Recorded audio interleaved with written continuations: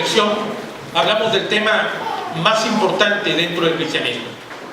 Lamentablemente la cruz ha eclipsado el ejercicio de la resurrección. Aunque tenemos que decir que la cruz del Calvario no es completa si no se ejecuta la resurrección.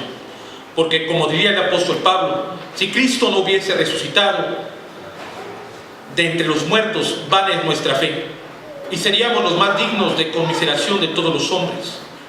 En realidad, en el ejercicio de que Cristo ha resucitado, tenemos la garantía de que la muerte ha sido derrotada ya, que no hay ningún poder que pueda contener el poder de Dios que ha actuado en Jesucristo en favor de toda la humanidad. La humanidad ciertamente vive alejándose cada vez más de Dios. ¿Cómo podemos nosotros dimensionar a tres mujeres que caminan en pos de Jesús y que en el relato de la resurrección de la obra de Marcos, uno de los primeros relatos cristianos de la resurrección, aparecen con la pretensión de ungir un cuerpo? Ciertamente buscan mal, porque buscan ungir un cuerpo, no buscan en realidad a resucitar. La dificultad de la mujer está en razón de las características religiosas que la revestían en el siglo I, sobre todo en el judaísmo. La dificultad de la mujer se manifestaba en una actividad religiosa que era grande, pues a las mujeres se les consideraba como creyentes de segunda categoría. En realidad ellas podían participar de los actos sinagogales, podían estar presentes en las sinagogas, pero estarían en el atrio de las mujeres. La disertación de la ley solamente competía a los hombres, y ellos debatían, disertaban sobre la ley de Moisés, y las mujeres eran beneficiadas con escuchar las disertaciones de los varones. No había cabida para ellas. Las mujeres casi siempre eran relegadas a los papeles de servidumbre y de dependencia total hacia los varones. En la pertenencia podían participar de las comunidades religiosas, en tanto que estaban casadas con varones judíos decididos al ejercicio de la ley, entonces podían pertenecer a la comunidad judía, pero no se les consideraba como parte de ella, más bien formaban parte de la propiedad del varón. Eran parte del inventario de los bienes que el varón tenía. Seguramente consideraban, bueno, se tiene una mesa, se tiene una propiedad, un bien inmueble, se tiene también, en este caso, tantas piezas de ganado, y se tiene una esposa, se tiene una hija, pero era parte de la propiedad de ese varón. ¿Cómo era posible entonces que en una hermandad tan solo de varones las mujeres pudieran tener un privilegio de ser consideradas como hermanas? En una visión altamente antropocentrista que se centraba tan solo en los hombres, ¿cómo era posible que hubiese una oportunidad para llamar a la mujer hermana y constituirla dentro de la comunidad cristiana? El cristianismo hace esto. El cristianismo considera a la mujer por igual. El testimonio de María Magdalena, de María, en este caso la madre de Jacobo, y de Salomé, es fundamental para reconocer que las mujeres en la iglesia tienen una actividad fundamental. El cristianismo rompe con los presupuestos religiosos antiguos, y a la mujer se le coloca como parte de la hermandad cristiana, como creyentes en Jesucristo y como discípulas de Jesús, seguidoras de Cristo Jesús en todo tiempo.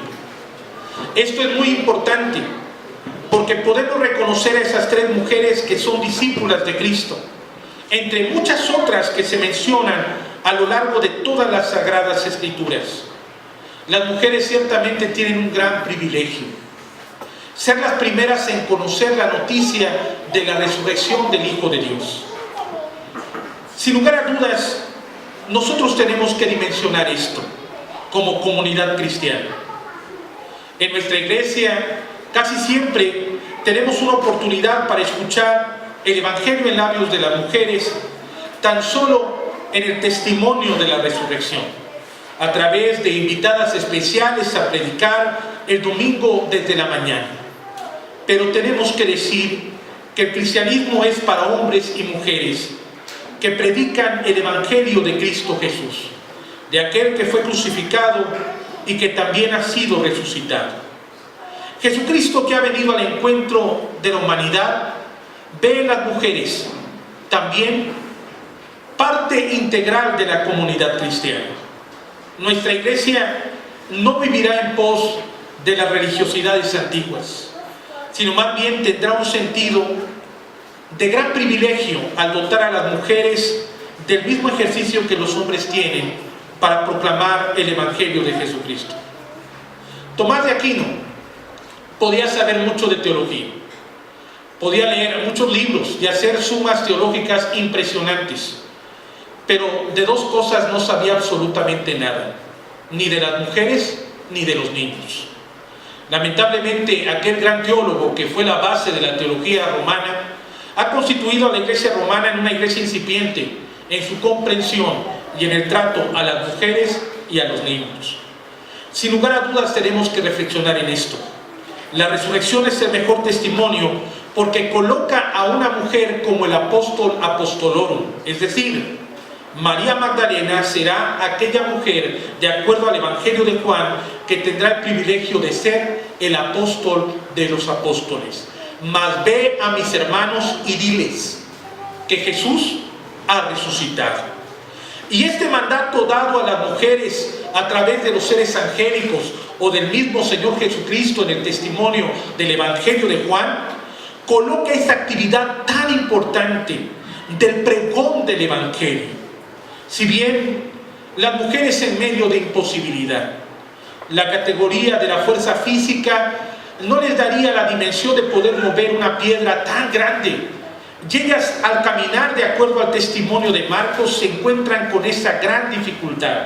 ¿Quién les ayudará a remover la piedra? Versículo número 3 del capítulo 16 del Evangelio de Marcos. Si bien las mujeres en realidad representan la expresión humana, hombres y mujeres son débiles.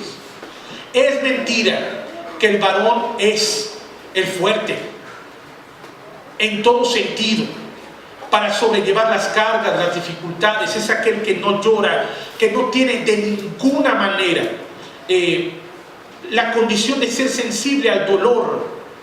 No, hombres y mujeres son débiles por igual. Si tendrán una complexión física más abundante, tienen que reconocer que son débiles también. Hombres y mujeres somos débiles. Y tenemos que aprender a ser sensibles al mensaje del Evangelio y de la resurrección. Si bien a veces los hombres son más orgullosos, pero al igual que las mujeres, siempre serán débiles. Pero es ahí, en medio de la debilidad del ser humano, donde Dios actúa y permite que todo sepulcro se convierta en un espacio de vida. Ahí donde los hombres son débiles, Dios manifiesta su poder para dotar a hombres y a mujeres de la fortaleza que solamente puede venir de Él. Al ejercicio de este reconocimiento, la Iglesia de Jesucristo tiene que avanzar. El Evangelio de Marcos, el final corto que termina en el versículo número 8, es impactante. Nos llena a nosotros de angustia, simples lectores que vemos a distancia el relato de Marcos, pero que somos afectados por la resurrección. Versículo número 8. Y ellas se fueron huyendo del sepulcro porque les había tomado temblor y espanto. No decían nada a nadie porque tenían miedo. Y esta imposibilidad de mujeres que tienen el testimonio de la resurrección y que se encierran en su casa por motivo de seguridad, por temor a ser crucificadas también junto con su maestro, porque de alguna manera les ha sorprendido un testimonio que ya sabían, que Cristo Jesús habría de resucitar de entre los muertos. ¿Saben? Ese es el poder que se manifiesta, el poder de parte de Dios. Pero ahora, hacia ese primer apóstol de los apóstoles, María Magdalena. Marcos capítulo 16, versículo 9 al 11, es fundamental, porque esas mujeres no se quedaron sumidas en su dolor, sino siguieron adelante. A veces hay condiciones que nos privan de comunicar el Evangelio a los demás. ciertos retos, ciertas dificultades que enfrentamos en la vida y que nos aprisionan y no nos permiten proclamar el Evangelio, porque somos víctimas del dolor y del quebranto de esa circunstancia. Pero hermano, como creyente tenemos que salir adelante. Y tenemos que colocar la prioridad de comunicar el Evangelio como el primer motivo en nuestra agenda, en el ejercicio de nuestra existencia. Versículo 9 al versículo número 11 del Evangelio de Marcos, capítulo 16.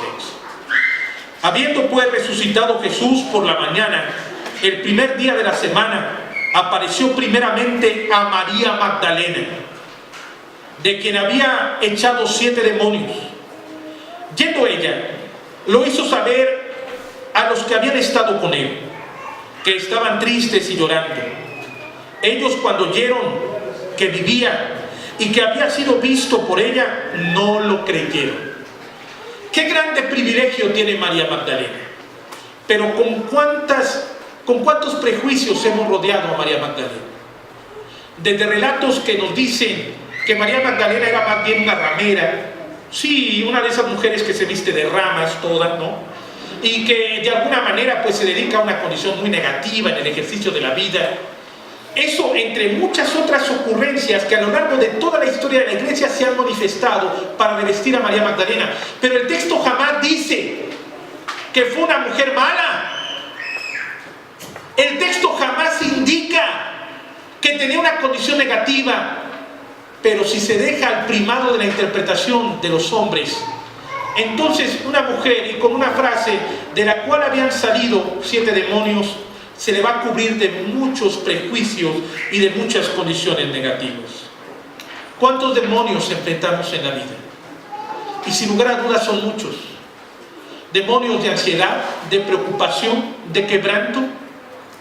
Las condiciones de los temores principales que enfrentamos en el ejercicio de la vida, hermanos, todos esos son demonios que vienen a nuestra vida y que a muchos los inhabilitan por completo.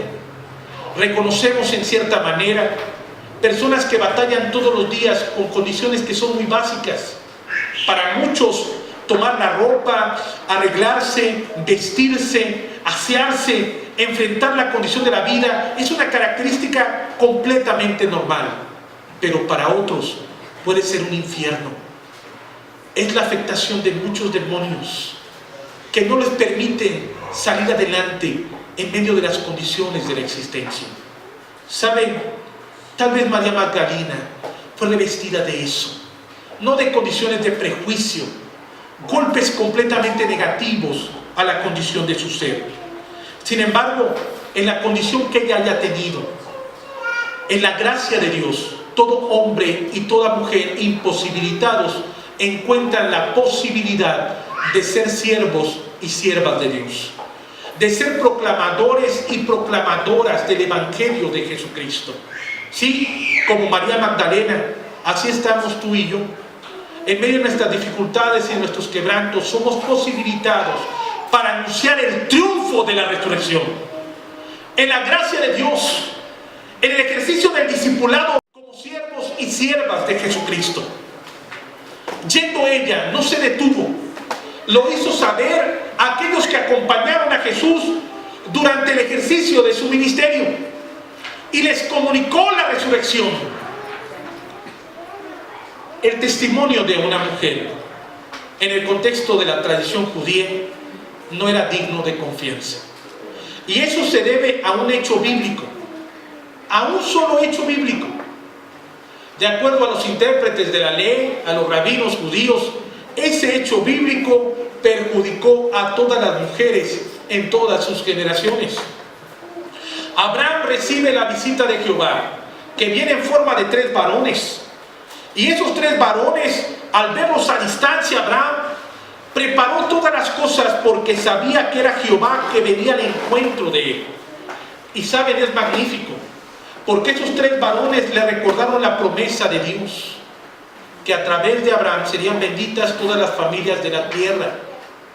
Y se le recuerda a Abraham que él tendría descendencia y tendría un hijo.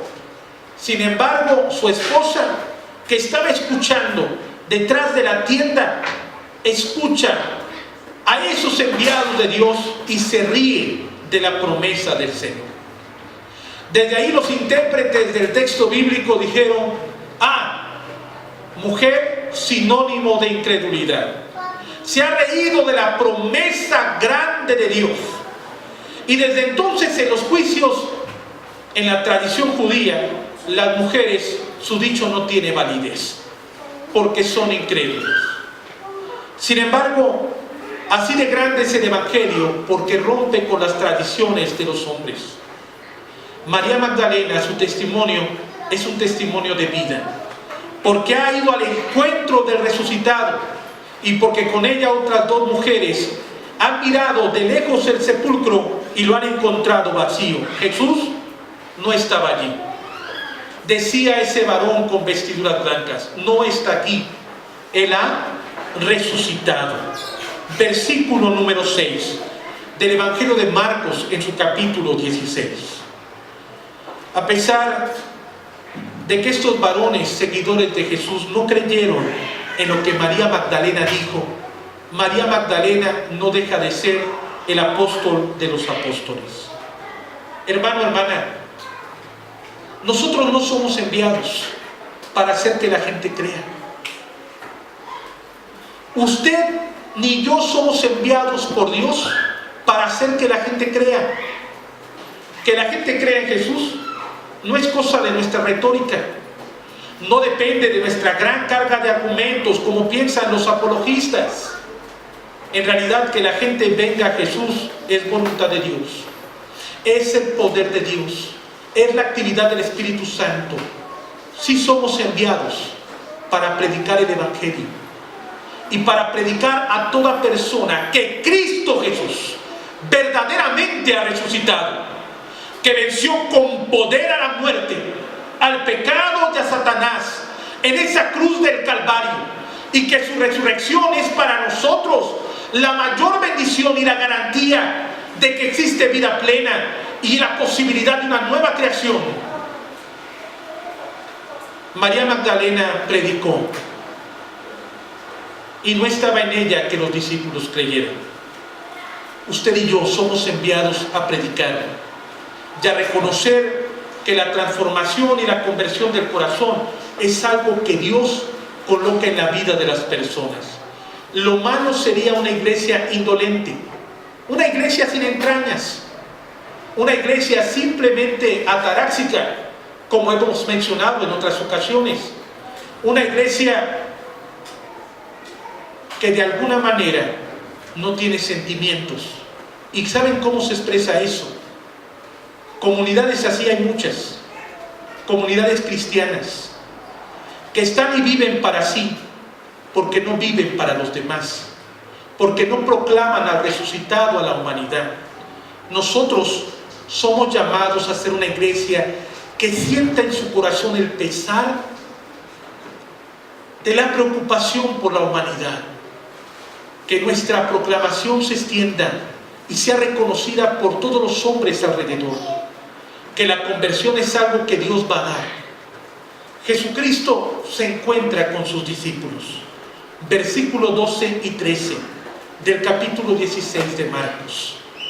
Pero después apareció en otra forma a dos de ellos que iban de camino yendo al campo. Y ellos fueron y lo hicieron saber a los otros, y ni aun ellos creyeron. Este ejercicio de la proclamación es para nosotros un carácter vital. La transformación viene de Dios hasta que el resucitado mismo aparece. A todos ellos, versículo 14 en adelante, finalmente se apareció a los 11 mismos, estando ellos sentados a la mesa, y les reprochó su incredulidad y dureza de corazón, porque no habían creído a los que lo habían visto resucitado. Y les dijo: id por todo el mundo y predicad el evangelio a toda criatura. El que creyere y fuere bautizado será salvo, mas el que no creyere será condenado. Y estas señales seguirán a los que creen: en mi nombre echarán fuera demonios, hablarán nuevas lenguas, tomarán en las manos serpientes, y si bebieren cosa mortífera no les hará daño. Sobre los enfermos pondrán sus manos y sanarán. Y el Señor, después que les habló, fue recibido en el cielo, y se sentó a la diestra de Dios. Y ellos saliendo predicaron en todas partes, ayudándoles el Señor y conformando la palabra con las señales que les seguían. Amén.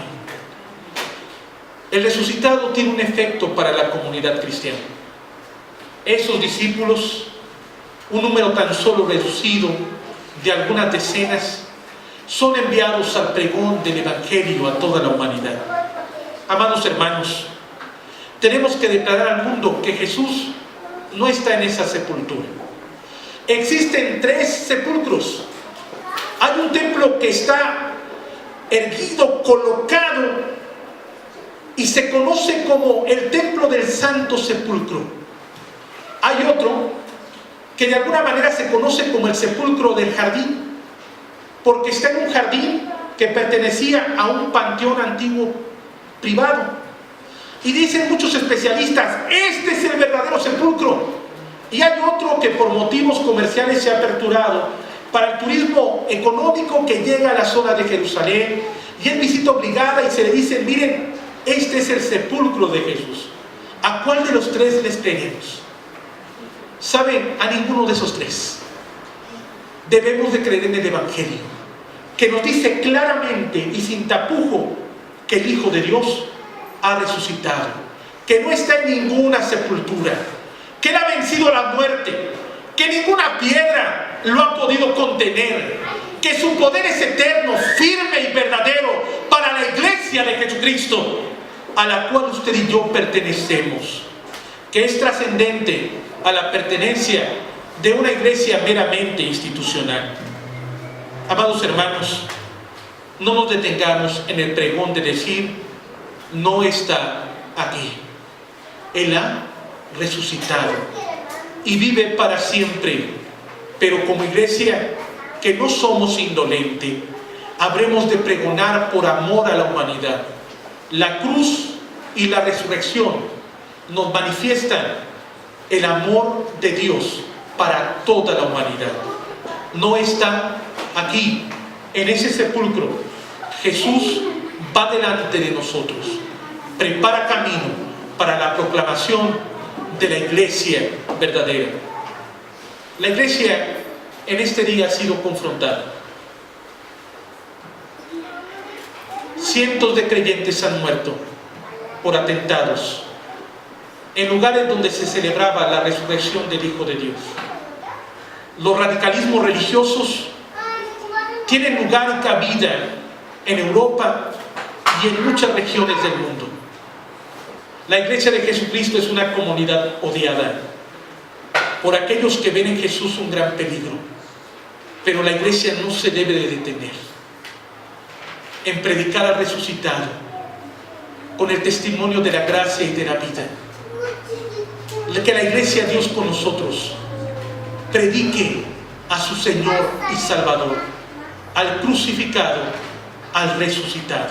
Oremos a Dios. Padre,